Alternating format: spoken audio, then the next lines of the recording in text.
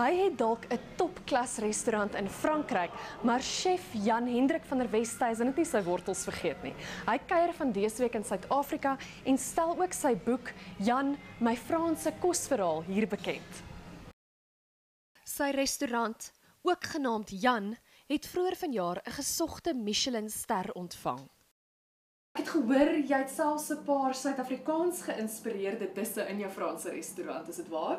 Die geregte is, ons het soos bobotie, ons het daar's beestong met ons het shakalaka, ons het paprolletjies, ons doen koeksisters, melktert. So dit is alles 'n infusion van Afrikaans, Suid-Afrikaans en natuurlik Frans. Wie sal jou kookboek die meeste geniet? Net baie ervare chefs of Jan Alleman ook? Dis baie plat op die aarde kos maak. Daar's seker 'n handjie vol geregte wat bietjie eksklusief is en bietjie anders is en amper wil ek sê nouvelle cuisine, jy weet bietjie fine dine.